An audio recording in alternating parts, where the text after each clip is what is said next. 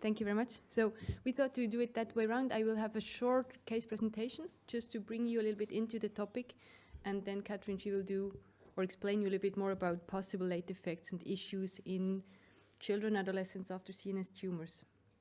So the case I'd like to share with you, it was an initially 9.5-year-old girl, and it was shortly before summer holidays. She thought that she doesn't see really good, but then during holidays, she didn't really realize it, or it didn't really get worse, but the parents realized that she had a slightly unstable gait already during holidays, but then back in school, when she had to look also in the front at school, she realized that she really has trouble with seeing clear. That's why then they went to the pediatrician.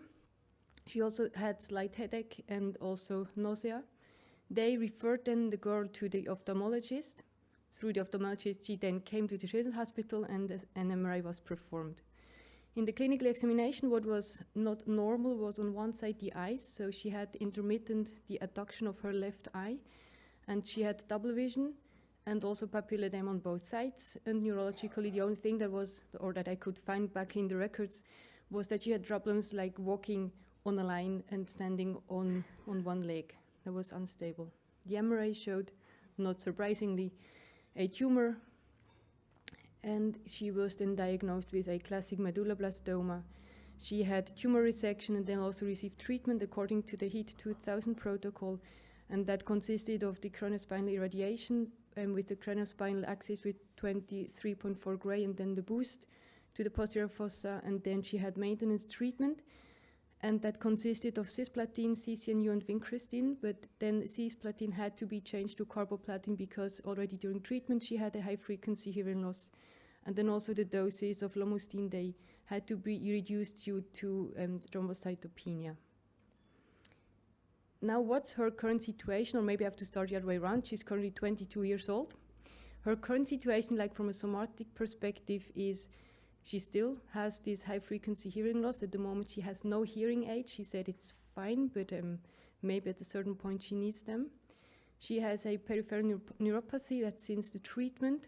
Then she had intermittent growth hormone replacement, so she has a deficiency, and that was diagnosed 6 months after the end of treatment. She has hypothyroidism, diagnosed also directly after treatment, and then substitution since 9th month after the treatment. Then she was diagnosed with a meningioma 9.5 years after the end of treatment. Initially it was just a follow-up, but then it became always bigger, and then she had the surgery. And most recently, so 11 years after the end of treatment, she was now diagnosed with a thyroid carcinoma, where she had resection and now also treatment for this carcinoma. From a psychosocial situation, as I said, she's now 22 years old. And was I really surprised when I met her the first time? She's currently studying. She's studying the health science. She has, I don't know how it's the correct word, but this disadvantage compensation, so she has more time for the exams, but otherwise she's doing like all the other students. She is also in a relationship, but currently lives with her parents, but more due to cost, so I think socially it's quite okay. Now coming to the topic of survivorship care plan, that's the treatment she received, also the 4 chemotherapeutic agents with the cumulative doses. And then I'm also noted down the organs at risk and where we're looking for. So due to the chemo, we regularly look at, her ears, the neuropathy, that's clinical examination, but also renal function, and fertility is a topic. For the lung and lomustine, I put a question mark because I know that's in all the guidelines, but to be honest, there's not really good evidence that lung function really is impaired due to lomustine. And then the other question is, what are you going to do with an abnormal testing in someone who has no symptoms? That's why there is the question mark. And I think the biggest point for her is the radiotherapy she received, because that's for sure she needed it, but that puts her at risk for the secondary malignancies, which she already has. Then her heart, we most recently tested again, that's fine. The bone mineral density, she had one slight osteopenia, but that's now again normal with substitution of vitamin D and calcium she received, and then for sure the endocrine function. And I don't want to go into detail, but I think you all already heard also about these survivorship care plans. There are really different types available, the ones from the COG, then there's the European one. But to be honest, the content is always the same. The structure might look a little bit different, but otherwise they're really more or less the same. Now for this patient, so how it looks like, you have really the patient information, the diagnosis, the treatment they received, and also with the cumulative doses of chemotherapy and radiation and where they have been irradiated.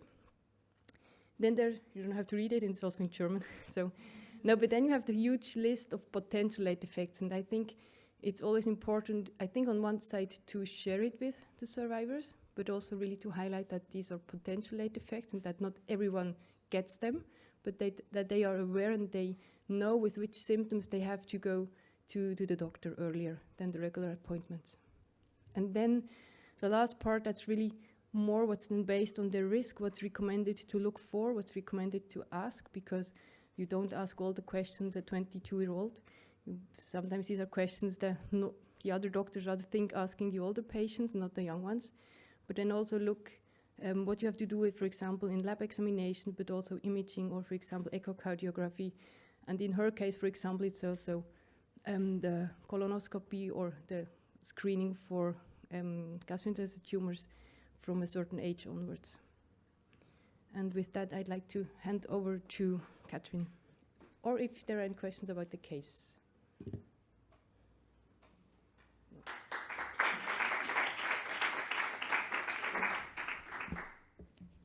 Thank you, Maria. So you know, I tried together with my co-faculties to convince you the last 2 days that neuro-oncology is like really fun and exciting with all the molecular subtypes and targeted therapy. Can you see them now? Because now we're coming to the really difficult stuff doing neuro-oncology, which means the late effects. And to cover this in 30 minutes, I could also talk to this like the next 4 days. So try to just like share with you some concept. But start with a question. Do you know in which year survivorship care was introduced in pediatric oncology? And if you don't know, just guess. And think about like how long is pediatric oncology existing? When did we get a decent survival? What would be your best guess? I can see a lot of nodding in the 90s. Okay. 1974. And think about this, that was at the time as hardly any kid survived. You can see here, sure, Wilms tumors, but it was maybe a low risk and cured like through surgery only. And it was Giulio D'Angio who said this. It is clear that the child cured of cancer must be followed for life. Not so much because late recurrence of disease is feared as to permit early detection of the delayed consequences of radio and chemotherapy. And that's amazing at a time because you have to survive the cancer first before we can talk about like late effects. So it's a relatively old concept. So what's the issue now with brain tumors? And you can see here, and this is in many studies, that is the cumulative burden over time, so 30, 40, 50 years later, looking at the entities. And CNS clearly is sticking out. It has the highest morbidity. And you can also see there like the red ones, which you maybe have not expected so much. It's cardiovascular, neurologic complicated effects, as well as endocrine. That's pretty much clear. But maybe cardiovascular is something which was not coming immediately to your mind, and I will explain you a little bit why this is so important. And what also the reality is, and that's data from the US, long-term survival probability. You see there is a huge difference between the US population and the CNS tumor population. And we maybe have some some answers to that, though the points are frailty and early aging, which we clearly see. And Uri has talked about this many times, like when he said of the high doses of cyclophosphamide. It's also cardiovascular disease, but then it's for all metabolic syndrome. So it's an obesity, and it's also insulin resistance. We see more and more in them because it's a state of chronic inflammation, which is most likely the pathogenic mechanism behind this. So what can we do about this? And even if you're thinking of daily living, so these are old data, but look about this. So you have normal IQ to start with, then normal school and normal employment, and this gap is getting worse. And maybe you all have the cases like a medulloblastoma patient alive, but treated 2 or 3 decades ago. They live at home with their parents. They don't have a profession and they are completely dependent on them. That works now. But what are we going to do with all of them if the parents are too old to care for them? Where are they going? And I don't think any of our countries have really solved this for like really the first decade survivors. And if you're looking at the right-hand side, so it's only like around a fifth which has no long-term sequelae, and you can always argue maybe you have not looked in detail, because like even we learned it the hard way. Think about a pilocytic astrocytoma of the posterior fossa. For years we believed the surgeon is taking it out, it's all good. But then we learned all of these kids have severe neurocognitive problems because of the chronic hydrocephalus. And we need to see them back. And neurocognition, I think overall, besides of all of the late effects, if I have to choose one, is the one most challenging. Because clearly we know what the cause is, but it's not easy to like really change this, because radiotherapy is still a mainstay of treating a child with a CNS tumor. We cannot like cure medulloblastoma at the moment, not sure how quickly we'll do this, if it's out of the young ones, without providing them radiotherapy. But maybe we can still do something and change this a little bit. What are possible influencing factors? Diagnostic delay. You all know there is like a lot of evidence out for that, and there has also been like a lot of work put into that, starting especially in the UK, like really causing awareness for this. They have like this leaflets, what are the classical symptoms?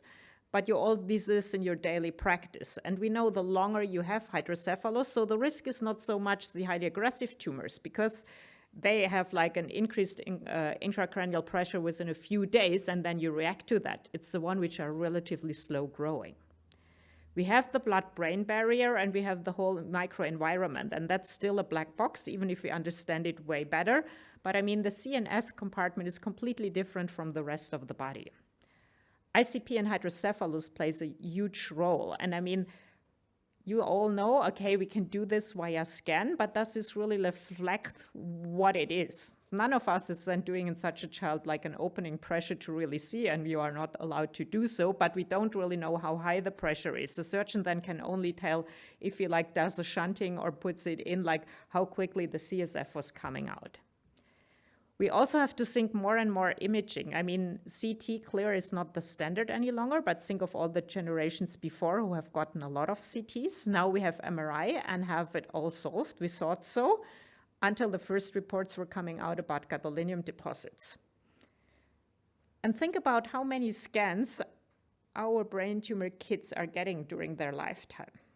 And I know it's all adult data, but I'm not like, we're getting approached by parents. Do we really need gadolinium or contrast? Can we not do it without this? And that's a big discussion. And neurosurgery for sure is, to have any surgery to your brain is not helping, but also think the development of neurosurgery, even within the last 5 to 10 days. And that's why I would really encourage all of you, go one day in the OR and see how they're doing it. It's a space shuttle. You're like, how many technical equipments are there? And it's really like to harm the least. But that also needs a really good team together with anesthesia and ICU. And that's why like really a tumor resection should, whenever possible, be planned at daytime, that you have the best team available. If you need to do that in the middle of the night, you can always do like first do an EVD or something like that. But the resection itself, if it's not like a spinal tumor and the child is getting quadriplegic, try to do it through daytimes that the best team is available. Also think like of neuronavigation, neuromonitoring, and all the toys they have now. Radiation therapy. And I think that is really an important point, and we have discussed this. And there is nothing we can do about the kids who have treated before on photons. But we have to really account for this. But protons, clearly, you know, for many, many years, we were just like thinking it's better. But now finally we're getting some evidence because we have a long enough follow-up time, which is important for us. And you all know clearly it makes a difference whether you only have focal, whether it's a whole brain or a craniospinal irradiation. Chemotherapy is also not healthy. And think about like in young kids, we try like to delay or like even omit radiotherapy completely. So what are our concepts? Intrathecal chemotherapy, or either doing high-dose chemotherapy and autologous stem cell transplant. We have data now that it is better, but it's not zero neurocognitive impairment. We have a whole bunch of newer treatments, and we discussed this. But honestly, if regards of late effects, it's a black box yet. We have no idea. And think about how long it took for us to get like all the information and knowledge we have now on conventional chemotherapy and radiotherapy. But now we have to find a clever way to learn while we are delivering these treatments, and we cannot allow us to wait 30 years and then see what happens to the kids and maybe know what side effects there are. So it's a whole different approach. And we heard a lot about cancer predisposition syndromes, and they also factor in. And we said a lot and all the time, like, see the child together with the neurosurgeon at day one, because baseline is really important. And what we all would like to see, which is not feasible at all, is a neurocognitive testing, because that is the major, like, late effect which influences future life. So we try this now, like something which is really challenging, ATRT. You all know that's like a tumor which is really occurs in young age. And even like within the first few weeks to try a baseline neurocognitive testing, it's almost impossible because the kids are too sick. And for the older kids, okay, they're maybe in like primary school or so, you have them indirect measurements, but the younger they are, it's really tricky. So how can you judge then on that? You only see like how bad they are, but I mean, what parents always would like to see, it would have been the potential, or what have they lost? Vision, and I would clearly advise that it should be done by an ophthalmologist and not only by us. Sure, papilledema, yes or no, but we have to have a proper assessment. That's why you need a neuro-ophthalmologist who knows how to do this in small children, because that's a challenge in itself. Audiometry is also really important. I mean, normally they don't have a problem, but as long as we have not proven it, it's an issue. And endocrine. At least what are we doing is we are all pediatricians, we measure, and we should do it there as well, but also do some baseline lab. Some of them is clearly in the protocol and required, but if not, please talk to your local endocrinologist what should be your baseline. It's not like crazy functioning testing, but just like some baseline stuff. And then the initial follow-up, and here clearly we have to define. So the first 5 years, roughly, are just like for focus more on relapse and progression. And that's not what I mean. I'm talking about like long-term survivorship care, which starts like when you have a stable situation regarding the disease. And the first 5 years are normally pretty clear because you have a clinical trial, a registry, a standard, so you know what you do. But one thing, which is like still a little bit conflicting evidence, is when should you do craniospinal imaging and when not? I personally, and we always think we do everything evidence, but you all know you have the one case where it's not. I have become very careful, and for all the grade 3 and 4, I'm doing craniospinal in follow-up, which is maybe the overkill, but clearly you can have distance relapse, even if like your cranial MRI is completely fine. And if you then detect like the relapse only, the child is like highly symptomatic, you are too late. And then all the recommendations which are in the protocol on organ toxicity and how to surveillance this, be a little bit careful because they cannot distinguish. Most of the time you have different groups with different intensity treatment, but the follow-up recommendations are just like over all the groups. So there you have to think a little bit and make like individualize this for your child. The next big thing, and I think it's not a solved thing, what should you do with imaging? And if I would ask you, how long are you doing in your institution follow-up imaging, we could have for sure at least like 15 different answers. And there is no right or wrong. I think, and that's just something, we may have some evidence up to 10 years because we learn more and more now that there are late relapses. We all knew this from ependymoma, but we know this now for specific medulloblastoma subtypes as well, that like the 5-year cutoff is not safe. And it's a complete different situation for low-grade gliomas, which are still there and where you have observed, especially during like the growth spurt or puberty, if something is changing. But there is not really good evidence what you should do after 10 years. Because thinking then of secondary malignancy, you will always miss them. Even if you're doing it yearly, they are coming pretty fast and they're symptomatic. And if there are not like a glioblastoma as a secondary malignancy, if it's more a meningioma, maybe it doesn't matter so much. That's some data extrapolated from some other situations. And then always, should we do it every single time with gadolinium? And that's a really tricky question, because for sure, if you think about like tumor, you should do so, but please discuss this a little bit individual with your neuroradiologist. Because if we can spare it, I think it's a good time, but if we then have a scan where we cannot like answer it properly, then do it. Because it's way worse, as I said, to miss the relapse, because then you will maybe not experience your gadolinium deposits like 20 or 30 years later. The systemic chemotherapy, I mean, we're not really fancy in neuro-oncology because it's only a few drugs because they have to cross the blood-brain barrier. So these few ones, there is really good guidelines out there. And I just put here the main ones, which are the COG ones. They will have a new edition this year. We'll also try to put in some evidence on like immunotherapy and targeted therapy, the little one which is out there. Then there is the International Guideline Harmonization Group, which are really international guidelines. And these are maybe the best evidence-based because it's a systematic review for each of the answers. And then like a little bit like shorter and more on common sense based are now the European ones. All of these are publicly available, so you can all access them. Again, it's unclear for immunotherapy or targeted therapy, which makes it difficult because you cannot just, I think, in a regular follow-up do all organ function testing just to make sure you're not missing anything. There is just like an international effort to do this via Accelerate, so the so-called Accelerate logbook, where we try to build up a database so we can learn on the go. But it's tricky because a lot of this are not done within trials. You all have done them on compassionate relief or for individual patients, but we need this data to learn. And maybe they have also not such a clear and structured follow-up with regarding to late effects as it would have been if they are included in a trial or a registry. But we need every single patient to learn. We have to learn fast. Radiation.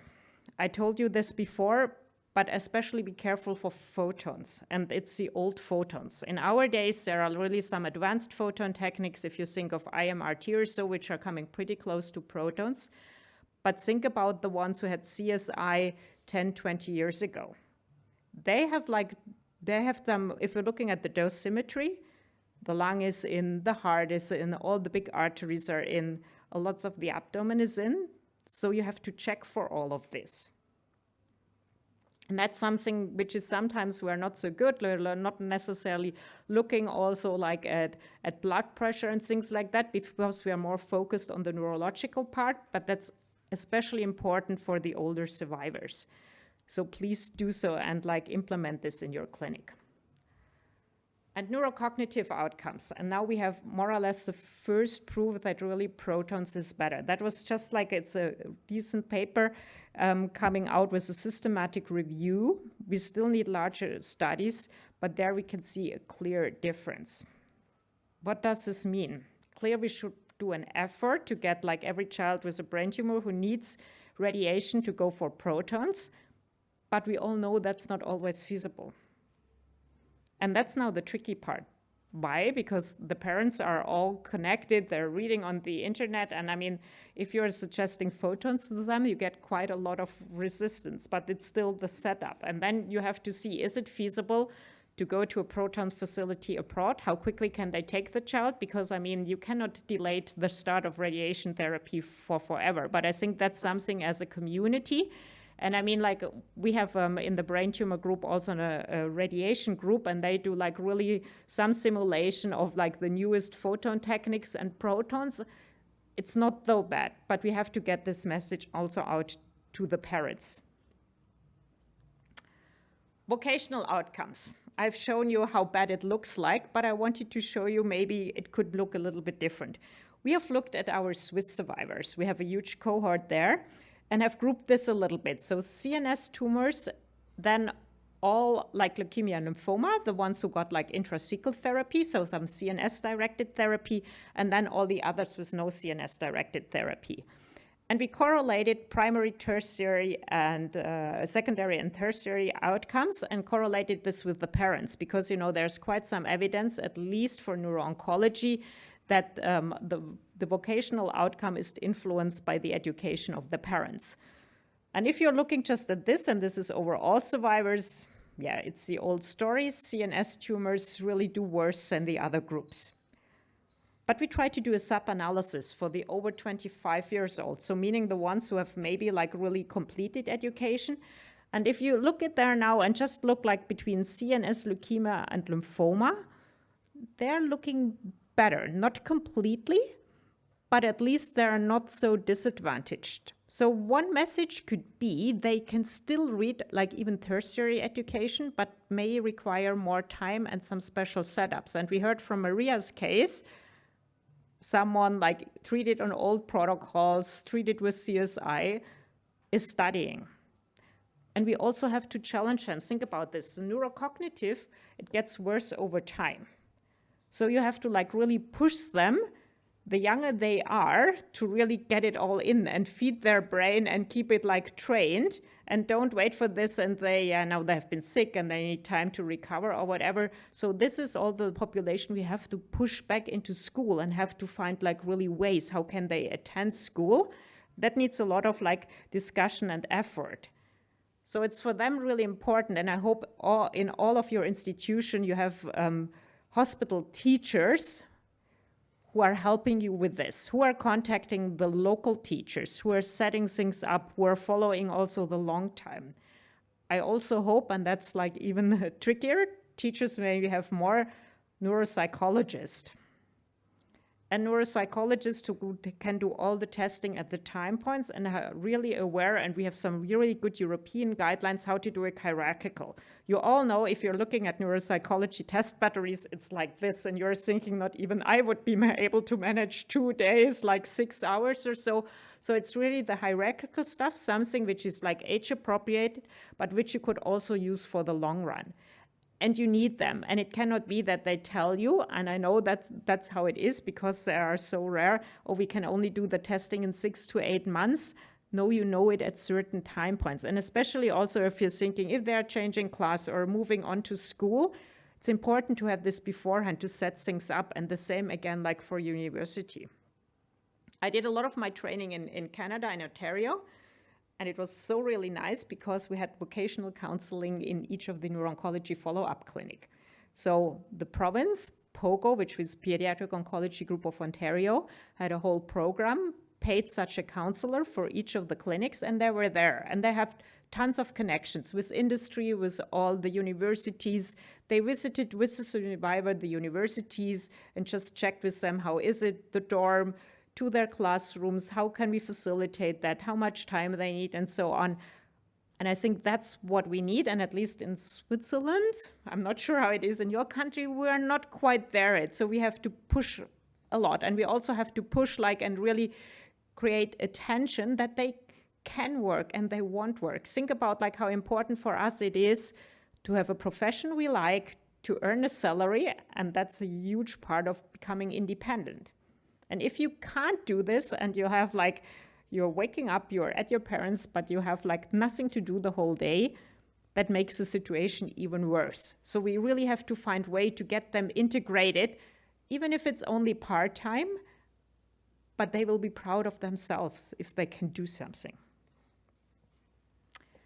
Endocrine outcomes. That's pretty obvious, but it's really often not just one.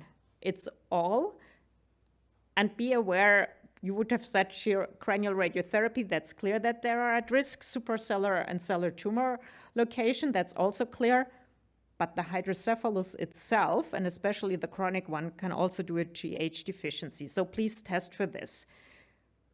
You may know ESCP, so which are European standard practice guidelines, which have been developed with the ER and PET scans, and as you are all SIOP-E members, you can access them. We have an overarching 70-page document, including all the endocrine workup, relatively simplified for brain tumors, but also what you should do if you're an ophthalmologist, needs advice, which tests to do, neuropsychology and everything else. So that's like a relatively good source, which is also accessible for you. So follow-up team. And that's my dream follow-up team, and it takes some time to build this up. I think we as a neuro-oncologists should be in the lead. We are the expert. You need neuropediatrics and you need endocrinologists at least as your core team. And it would be also really nice if they would really be physically in your clinic. I did not put the neurosurgeons there, but not a lot of neurosurgeons are then interested 5 or 10 years later how their patients are doing, but sometimes we have to force them a little bit that they really understand what the impact is. You need a good ophthalmologist who knows what to look out for and really how to do this. ENT, clear audiometry, but also a cardiologist, because for them it's even less obvious. They learned now that they have to look for anthracycline. Okay, most of them know. But that radiation, if it's not directly radiation to the heart as in a Hodgkin, but also craniospinal, can have something you really have to teach and educate them. You need social work. Think about all the insurance stuff, which is a big thing, and we cannot leave them alone, that they are disadvantaged from day one. We have to help them because you know how insurances are. They want to go like with the least way, and yeah, we can't do this and whatever, so you have to push them. And think about early rehabilitation. So not only while they are an inpatient, but also as an outpatient. And I mean, some countries have like specialized clinics for this. This is a big plus, like it's in a, Germany has started this, Austria has also one. It's like a 4 weeks inpatient rehabilitation. They're coming out and are completely different because they are rehabilitated with their peers. And don't underestimate this. They're going back to their class. They're the only one. They're behind. But in rehabilitation, it's their peers who have the same problem and they can motivate each other. And most of them are keeping friends for like a really, really long time. So let me quickly summarize. Despite all the excitement, and I share this, we still have the highest morbidity and mortality in this group. And we have to make it clear that most likely a lot of them will need lifelong follow-up. So to transition and to find someone in the adult world is another big challenge. I'm really fortunate because I have an adult neuro-oncologist who thinks, yeah, that's really important and is really interested in. So for me, it's relatively easy and we can all do this together, but you have to find a partner in the adult world. It can be a neurologist, it can be like someone, but especially also the one who have an underlying cancer predisposition syndrome, they need really someone who's leading that. You need a multidisciplinary team.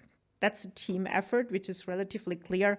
And I just wanted to highlight what are some special things. So vocational development, as we said, but think also of body image, fertility, and sexuality. I mean, like you can tell someone who was like treated for a medulla 2 decades ago, you recognize them just like from walking on the street and what this means for them, but also think of like really cardiovascular disease and the metabolic syndrome. How does our future look like? And I also want to give you some hope, otherwise this talk is so depressive. But I think we're already there that we have like a little bit less toxic treatment because now with all the like really subgrouping, so we can do a better risk stratification. And targets are maybe one way, but also biological behavior. And like if you think about all the different medulloblastoma subgroups that we can really say now in WIND, in certain circumstances, we can do less and things like that, and that will help. We have to start really early to intervene for late effects, theoretically on day 1, which is not possible. But there is also some interesting data out on neuroprotection. For example, could we give a drug? You're getting less neurocognitive impairment, but the same effects on the tumor. Neurocognitive intervention, there is a whole body of literature out there. There are some like really computer games, CogMed. There's a lot of like medication trials, more and more lithium, metformin, etc. And it's for everything, exercise oncology, as you know, the evidence is exploding. They have their own society. But clearly, especially, and we just looked into this in a systematic review, which you can see there, really in all of these trials, we looked especially at neurocognitive outcome, they are improving. But what is the downside? You cannot stop exercising. So that's not a fit you can do for 6 weeks and then it continues. It's like training or being an athlete or so. You have to do this. And I mean, there are many side aspects of like if you're doing exercise, but this is something you have to motivate, start early and get the whole family motivated to do this with the child. But it's a cheap, good intervention. Think also it's perfect for cardio, it will prevent cardiovascular disease. So there I think we can a lot do in the future.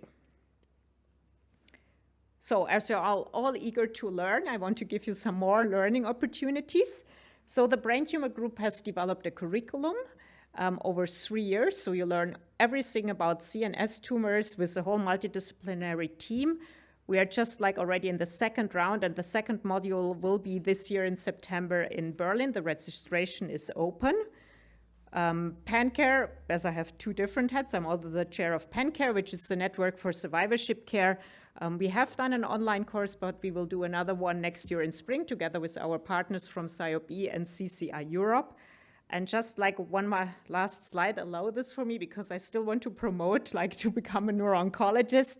So that's the structure of the brain tumor working group. You see there that we have like for each tumor entity a working group, but also for the disciplines who are equal important. And for years, we already have like a young investigators group like to really mentor and include you as a new generation also in our future trials. And you can all find this on the PsyOP Brain Tumor Group website. Thank you very much, and I'm happy to answer any questions.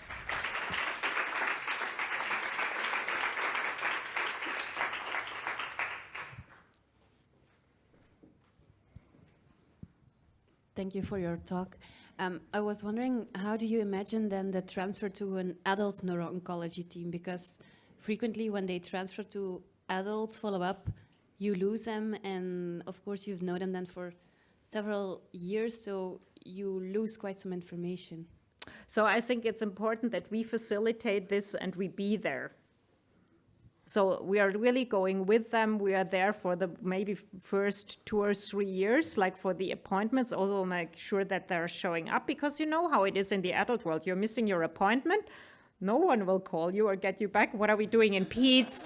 We call, we write SMS. If we could, we would pick them up.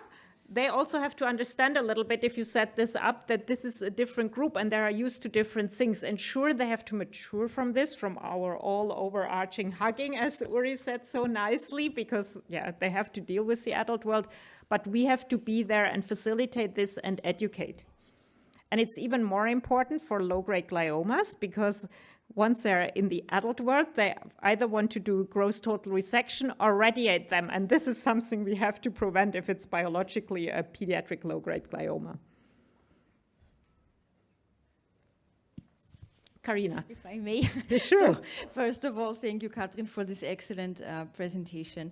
I'm really happy to have also the brain tumor part in here because, yeah. So you mentioned, and I think this is so important, what will we do with those survivors who are living with their parents once that their parents will not be there anymore to help them? So what is it that we can do? Because I think, as you said, our countries, I think no country is set up to take care of this. So what is it that we can do as a community, I don't know, with the healthcare systems, what to advocate and to improve this and to, yeah. So I think we have to advocate for them so that they're not going like in an old folks home. What is happening in our time? I mean, then with like 45 or so, if no one can take care of them, they're ending there. And I mean, you all know there are certain institutions for really handicapped and challenged people, but for this, they are really too good. So we really have to build up something for that, including like independent living, but also like work on connection with peers, which will be a challenge. But I think it's a special population and we need to take care of them. And do you think that there's enough awareness already about this issue? No, like we did once, for example, in the evening invited some people like who had like shops and like industry, etc. And they are not aware, but they are all happy to help. Like really, we had so many offers for people that they can go there and work a little bit, even if it is a few hours. So I think there's way more we can do. And we have to face it. Sure, we can always say, oh, now our survival is a good, but still there is a price for that. And we also have to make aware. And it's, I think, our duty as a society, not only to stop there, but also try to integrate them as best as they can and help them to have we talked about normal life. I know it's not normal, but as best as I can, a new life. New project that is just forming in my head. We can talk.